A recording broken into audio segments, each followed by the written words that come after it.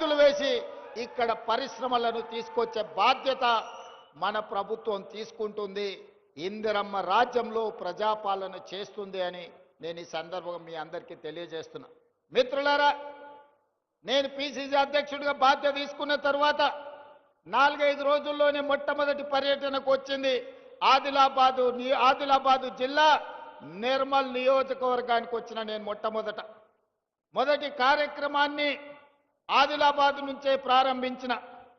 మొదటి బహిరంగ సభ దళిత గిరిజన దండోర కార్యక్రమాన్ని ఇంద్రవల్లిలో పెట్టి మిత్రులు ప్రేమ్ సాగర్ రావు గారు బాధ్యత తీసుకొని ఆనాడు పెద్ద ఎత్తున దళిత గిరిజన దండోర దళితుల కోసం, గిరిజనుల కోసం, ఆదివాసీల హక్కుల కోసం పోరాటానికి పౌరుషానికి మారు పేరైన కొమరం భీముడి స్ఫూర్తితో రామ్జీ గోండును ఆదర్శంగా తీసుకొని ఈ ఆదిలాబాదు గడ్డ మీద నుంచే ఆనాటి ప్రభుత్వం మీద పోరాటాన్ని ప్రకటించినాం.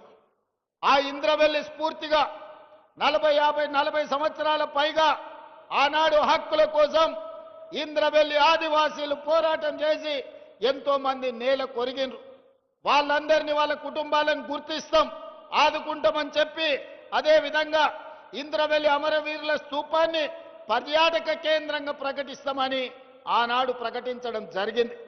ప్రభుత్వం వచ్చిన తర్వాత మొదటి సంతకం ఇంద్రవెల్లి అమరుల స్తూపాన్ని పర్యాటక కేంద్రంగా ప్రకటించడమే కాకుండా ఆ కుటుంబాలకు ఇందిరమ్మ ఇండ్లు కట్టుకోవడానికి నష్ట పరిహారం ఇవ్వడానికి ఆనాటి అమరులను మన ప్రభుత్వం ఆదుకున్నది.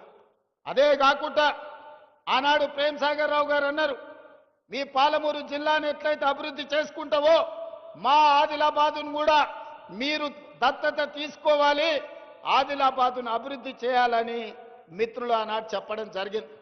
నేను ఈరోజు ఈ వేదిక మీద నుంచి స్పష్టంగా ఆదిలాబాదు బిడ్డలకే కాదు 4 కోట్ల తెలంగాణ ప్రజలకు నేను చెప్పదలుచుకున్నా, 100% అత్యంత వెనుకబడిన ఆదిలాబాదు జిల్లాను అభివృద్ధి చేసే బాధ్యత రాష్ట్ర ముఖ్యమంత్రిగా నేను తీసుకుంటా.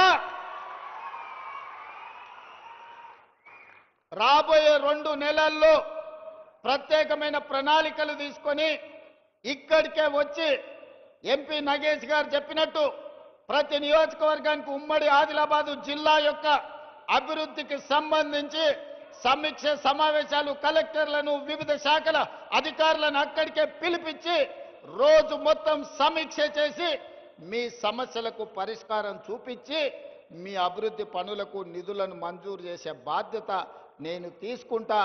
మళ్ళీ తొందరలోనే ఆదిలాబాద్కు వచ్చి అభివృద్ధి మీద సమీక్ష చేస్తా. అదేవిధంగా సాగునీరు ఆనాడు ప్రాణహిత చేవెళ్ల ప్రాజెక్టు 2007-8లో డాక్టర్ వైఎస్ రాజశేఖర్